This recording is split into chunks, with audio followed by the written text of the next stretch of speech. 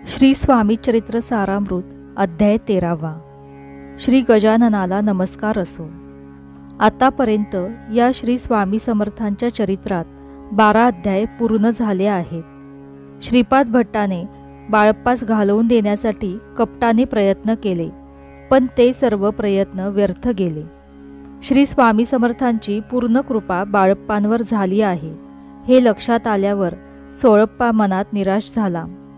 बाळप्पा कानामागून येऊन तिखट झाला असे वाटले। तिकडे काहीही हो, बाळप्पाची सेवा मात्र नित्य ठरल्याप्रमाणे एकनिष्ठपणे चालू होती। सर्वांना मठातच प्रसाद मिळत असे, तसेच स्वयंपाकही आळीपाळीने स्वतःहून ते करीत। पण बाळप्पाला स्वयंपाक करायला मात्र लाज वाटत असे। एकेकाळी तो सावकार असल्याने असली कामे त्याने कधीही केली नव्हती। श्री स्वामी महाराजांच्या हे ध्यानात आल्यावर एक दिवस बाळप्पाला ते उपरोधाने म्हणाले, निर्लज्ज माणसास गुरुचाच वरद हस्त असल्यावर त्याला कोण काय बोलणार। बाळप्पाला श्री स्वामी महाराज आपणास असे का म्हणाले ते कळले। तेव्हापासून बाळप्पा स्वयंपाकासहित इतर कामेही न लाजत आनंदाने करीत असे। अशा प्रकारे बाळप्पाला सर्व प्रकारे आत्मशुद्धी करायला लावली। पहा, आपल्या शिष्याची सर्वतोपरी काळजी घेणारे श्री समर्थ हेच या कलयुगातील देव होत। सर्व सेवेकऱ्यांमध्ये मुख्य म्हणून जी सुंदराबाई होती ती सेवेकऱ्यांना नाना प्रकारे त्रास देत असे। मठाच्या कामात किंवा स्वामींच्या सेवेत काही चूक झाली तर त्या सेवेकऱ्याला अपशब्द बोलून पान उतारा अपमान करीत असे।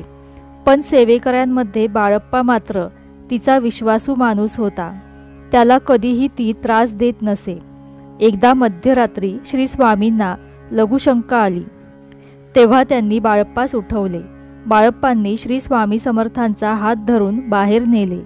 आतापर्यंत श्री स्वामींची सेवा फक्त सुंदराबाईच करीत असत, त्यामुळे तिला बाळप्पाचा राग आला। मनातून बाळप्पावरती फारच रागवली व मनात म्हणाली, आपण या बाळप्पाला सेवेची संधी दिली तर याने हळूहळू समर्थांना आपलेसे करून टाकले, त्यामुळे हल्ली सर्व सेवा त्याच्याच हस्ते होत असते। श्री स्वामी महाराज आपल्याला टाळतायत। बाळप्पावर रागावून ती त्याला वाटेल ते बोलली, त्याचा अपमान केला। त्या दिवसापासून रोज असे होऊ लागले। बाळप्पाचे काही चुकले की श्री समर्थांना ती कागाळी करत असे, पण खरी गोष्ट त्यांना माहिती असल्यामुळे ते तिलाच रागवत असत। अक्कलकोटला श्री समर्थ प्रथम ज्याच्या घरी आले तो चोळप्पा हा खरोखरच स्वामी भक्त होता। तन मनाने त्याने 12 वर्षे म्हणजेच 1 तपपर्यंत श्री स्वामी समर्थांची एकनिष्ठेने सेवा केली। अलीकडे मात्र त्याचे श्री समर्थांच्या पुढे येणाऱ्या दक्षिणेवर फारच लक्ष असे। जास्तीत जास्त पैसा आपणास कसा मिळेल हेच तो पाहत असे। एकदा दिवाळीच्या सणाच्या वेळी राजवाड्यात श्री स्वामी महाराज आनंदवृत्तीने बसले होते। राणीसाहेबांनी स्वतः त्यांची पूजा अर्चा केली। श्री स्वामींना कोणीतरी चंद्रहार अर्पण केलेला होता हे राणीस माहिती होते। तेव्हा दिवाळीच्या निमित्ताने तो श्री स्वामींच्या गळ्यात घालावा असे राणीच्या मनात आले। तेथे मुख्य सेवेकरी म्हणून व राणीची विशेष मर्जी म्हणून सुंदराबाई ही राजवाड्यातच होती। राणीने चंद्रहाराविषयी सुंदराबाईस विचारले। ती म्हणाली, चंद्रहार चोळप्पाजवळ आहे। राणीने लगेच शिपाई चोळप्पाकडे पाठवला। शिपायाने राणीचा निरोप सांगितला। गंगूलाल नावाचा तो जमादार म्हणाला, दिवाळी असल्यामुळे राणीसाहेबांच्या मनात तो हार श्री स्वामींच्या गळ्यात घालावा अशी इच्छा आहे।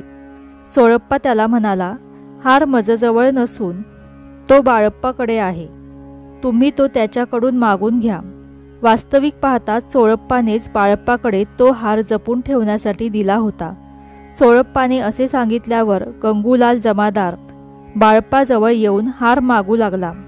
बाळप्पाने त्यास खरे काय ते सांगितले। बाळप्पा म्हणाला, हार चोळप्पाने माझ्याकडे ठेवण्यास दिलेला असून त्यावर त्यांची मालकी आहे। हे ऐकून जमादार परत चोळप्पाकडे आला व हार मागू लागला। चोळप्पा म्हणाला, बाळप्पा देत असेल तर घे। चोळप्पाचे हे उत्तर ऐकून रागाने जमादार राणीसाहेबांकडे आला व त्याने चोळप्पा हार देत नाही असे सांगितले. सुंदराबाईंचे व राणीचे सख्य होते. तिनेही चोळप्पाविरुद्ध 4 गोष्टी राणीला सांगितल्या. सुंदराबाईचे चोळप्पाशी पटत नसे, त्यामुळे राणीसाहेब त्याच्यावर रागवल्यात हे पाहून तिने त्याच्याविरुद्ध सांगून राणीसाहेबांना अजूनच भडकवून दिले. राणीसाहेब म्हणाल्या, श्री महाराजांच्या मठाचा कारभार जो चोळप्पाच्या हाती होता तो त्याच्याकडून काढून घ्या व त्याला त्यापासून दूर करावे. बरेच दिवसापासून सुंदराबाईंच्या मनात तसे होतेच. आता राणीचे सहकार्य मिळाले. तिचा आनंद गगनात मावेना. अति आनंदाने ती हर्षभरीत झाली. आजपर्यंत म्हणजे स्वामी महाराज अक्कलकोटला आल्यापासून त्यांचा मुक्काम चोळप्पांच्या घरीच होता. त्यामुळे त्यांची पूजा अर्चा इत्यादी सर्व व्यवस्था तोच पाहत असे. तसेच जी काही आर्थिक प्राप्ती होईल ती सर्व त्याच्याजवळच असे. श्री समर्थांच्या कृपेने त्याला बऱ्यापैकी धनलाभ होत असे. तसा चोळप्पा श्री स्वामींची सेवा अनन्य भावे करीत असे. जसा बाळप्पा तसा चोळप्पाही श्री स्वामींना प्रिय होता. पण अलीकडे त्याला पैशाचा फार लोभ झाला होता. एकदा बरीच मंडळी श्री स्वामींभोवती जमली होती. तेव्हा एक नवल घडले. तेथे एक कापड पडले होते. ते महाराजांनी उचलले. त्याची झोळी प्रत्येक भक्तापुढे केली. तेव्हा कोणी 1, कोणी 2, कोणी 5 रुपये असे त्यांनी त्या झोळीत टाकले. जे जे लोक दर्शनाला आले होते त्या प्रत्येकाने काही ना काही भिक्षा स्वतः महाराजांना घातली. जवळजवळ 100 रुपयांच्या पुढे पैसे जमले. ती झोळी तशीच चोळप्पास देऊन महाराज म्हणाले, चोळप्पा, आजपर्यंत मी तुझ्याकडे राहिलो तेव्हा तुझे जे काही ऋण माझ्यावर आहे ते आता फिटले आहे असे समज. तेव्हा हे पैसे घे आणि निवांतपणे राहा. पण श्री स्वामींचे हे निर्वाणीचे बोलणे झोळीतील पैशांमुळे त्याच्या लक्षात आले नाही. पैशांमुळे श्री चरणांपासून आपण दूर जात आहोत हे त्यास वाटले नाही. या गोष्टीस 2 महिने झाल्यानंतर राणीच्या आज्ञेने महाराजांजवळ 2 शिपाई येऊन बसले. चोळप्पा जेथे नेहमी बसत असे तेथून त्यास उठवले. श्री स्वामी समर्थांपुढे ज्या काही वस्तू अथवा पैसा अडका येत ते सर्व शिपाई उचलून घेत. जर चोळप्पाने उचलले तर त्याच्याकडून जबरदस्तीने काढून घेत. हे सर्व पाहून चोळप्पास फार दुःख झाले. मनाने तो खचला. अशा प्रकारे चोळप्पा श्री स्वामींच्यापासून दूर गेला. हे पाहून सुंदराबाईस आनंद झाला. आता तिचे लक्ष बाळप्पावर गेले. बाळप्पा आपले नित्य श्री स्वामींची सेवा चाकरी कोणतीही अपेक्षा न करता करीत असे. असेच काही दिवस गेल्यानंतर बाळप्पालाही दूर करावे असे सुंदराबाईला वाटू लागले. त्याप्रमाणे त्याला त्रास देण्यास तिने सुरुवात केली. असेच एक दिवस बाळप्पावर ती खूप चिडली व काय वाटेल ते बोलली. ते ऐकून बाळप्पास आज्ञेत राहून श्री स्वामींची सेवा करण्यापेक्षा इथे न राहिलेलं बरं. रोज तिचे अर्वाच्य बोलणं ऐकणं नको. आपण आपलं दुसरीकडे अथवा आपल्या घरी कोठेही जाऊन मनात मनोभावे श्री स्वामी समर्थांची सेवा करू असा विचार करून रात्री आपल्या बिराडावर गेले. बाळप्पा मनातून फारच उद्विग्न झाले होते. दुसऱ्या दिवशी सकाळी अक्कलकोट सोडून जाण्यासाठी श्री समर्थांची आज्ञा घ्यावी म्हणून त्यांच्याजवळ गेले. पण ते येण्यापूर्वीच श्री स्वामींना अंतर्ज्ञानाने समजले होते की बाळप्पा जाण्यासाठी आपली आज्ञा घेण्यास येत आहे. तेव्हा बाळप्पा येताच व समर्थांचे दर्शन घेताच एका सेवेकऱ्याने समर्थांच्या सांगण्यावरून त्यास आसन दाखवले. ते पाहून तो मनातून समजला की स्वामींची अक्कलकोट सोडून जाण्याची आज्ञा आपणास मिळणार नाही. त्यांच्या मनात विचार आला की आता आपण आसन कोठे मांडावे. त्याच रात्री त्याला स्वप्नात दृष्टांत झाला. गावाबाहेरील मारुतीच्या मंदिराजवळ हैदराबादच्या शंकररावांनी मठ बांधला होता. तेथे जाऊन नंतर बाळप्पांनी आपले आसन मांडले.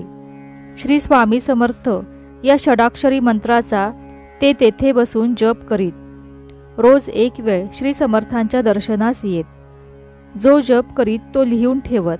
अशा रीतीने बाळप्पा व चोळप्पा यांना तेथून दूर केल्यानंतर सुंदराबाई गर्वाने फुगून गेली. आता आपणच सर्व आहोत या थाटात ती वावरू लागली. कोणाचेही म्हणणे ती ऐकत नसे. हा सर्व प्रकार श्री स्वामी समर्थ पाहत होते. त्यांनी विचार केला की सुंदराबाईंचे फारच अपराध झाले आहेत. आता मात्र तिला तिची जागा दाखवणे भाग आहे. श्री महाराजांनी त्याप्रमाणे चमत्कार करायला सुरुवात केली. जे कोणी श्रीमंत भक्त दर्शनासाठी येत त्यांच्याकडून सुंदराबाई द्रव्य उकळत असे. धनधान्य व चीज वस्तू लोकांकडून महाराजांच्या दर्शनाच्या बदल्यात घेत असे. अशा प्रकारच्या लोकांच्या अनेक तक्रारी राजवाड्यात गेलेल्या होत्या. नगरातल्या काही लोकांनीही सुंदराबाईंबद्दल सांगितले. पण राणीसाहेबांचे व सुंदराबाईंचे सख्य असल्याने तिच्याबद्दल किंवा तिला जाब विचारण्याचे धाडस कोणीही करत नव्हते. त्या काळी अक्कलकोटला माधवराव बर्वे नावाचे कारभारी होते. शहराचा कारभार तेच पाहत असत. त्यांच्याही कानावर सुंदराबाईंच्या तक्रारी गेल्या होत्या. पण राणीच्या भीतीने त्यांनी तिकडे दुर्लक्ष केले होते. असेच एकदा कारभारी बर्वे श्री समर्थांच्या दर्शनास आले असता श्री समर्थ त्यांना म्हणाले, तुम्ही या शहराचे कारभारी म्हणवता आणि शहरात काय चालले आहे याची तुम्हास कल्पनाही नाही. असा कसा कारभार करता? श्री स्वामींच्या या बोलण्याने बर्वे काय ते समजले व दर्शन करून परत गेल्यावर ताबडतोब फौजदारास सुंदराबाईस अटक करून आणण्यास सांगितले. आज्ञेप्रमाणे फौजदार सुंदराबाईस अटक करू लागला तेव्हा सारासार विवेक हरवलेली ती बाई फारच आदळआपट करू लागली. ती श्री स्वामींना आधी विनंती करू लागली. स्वामींनी तिकडे लक्षही दिले नाही. मग ती स्वामींनाही वाईट साईट बोलू लागली. स्वतःचे ऊर बडवून शोक करू लागली. फौजदाराने सुंदराबाईस अटक करताना श्री स्वामींच्याकडे पाहिले, पण ते काहीच बोलले नाहीत. तेव्हा तो तिला अटक करून घेऊन गेला.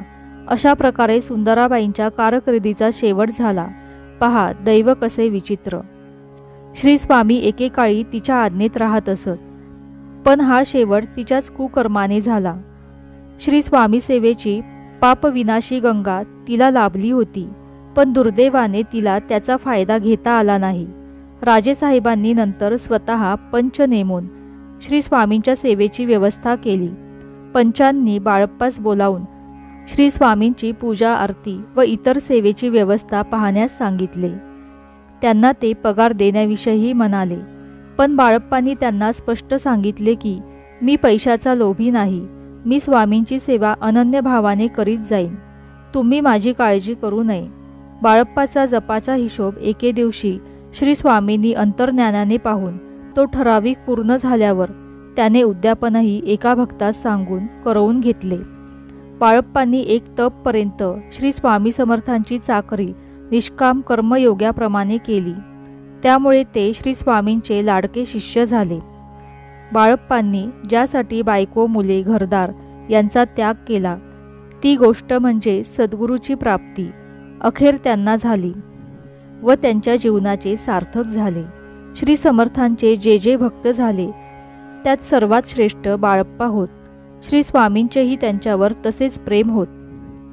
असे हे बाळप्पांचे भक्तश्रेष्ठांचे चरित्र ह्या श्री स्वामी समर्थ चरित्रात थोडेसे वर्णन करत आहे.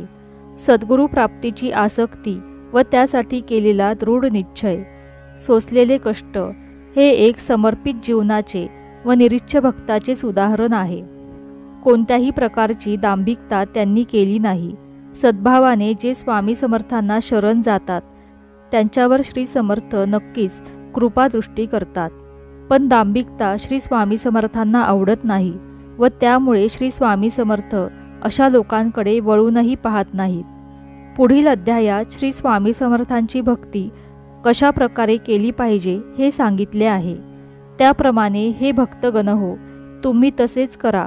तुमच्याही पापराशी नष्ट होऊन मोक्षाकडे तुमची वाटचाल चालू होईल. अशा प्रकारे 13वा अध्याय इथे समाप्त झाला. श्री स्वामी समर्थ. जय जय स्वामी समर्थ.